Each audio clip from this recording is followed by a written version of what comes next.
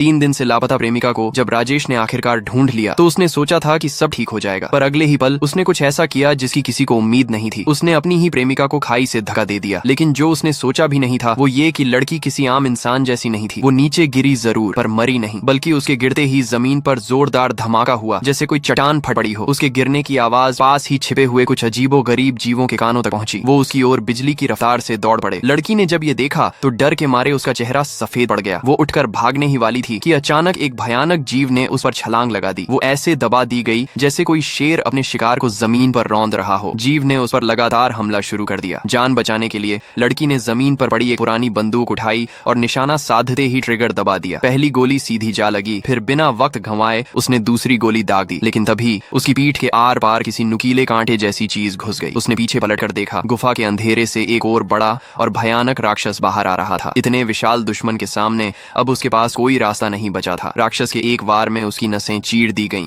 और एक रहस्यमयी ऊर्जा उसके शरीर से निकलकर सीधे उस राक्षस के अंदर समा गई। कुछ ही सेकंड में उसका शरीर पूरी तरह सूख गया और राक्षस ने उसे निर्दयता से दूर फेंक दिया। फिर वो वापस गुफा में लौट गया, मगर उस ऊर्जा के असर से उसके शरीर में अजीब सा बदलाव शुरू हो गया। पूरी देह में एक प्रचंड शक्ति दौड़ने लगी। फिर उसने अपने लंबे कांटे बाकी जीवों के शरीर में भी घुसा दी। धीरे धीरे उनके शरीर में भी वही रूपांतरण शुरू हुआ। कुछ के पंख तक निकल आए। अब वे सब गुफा से बाहर निकले और पास के शहर की ओर बढ़ने लगे। युद्ध की शुरुआत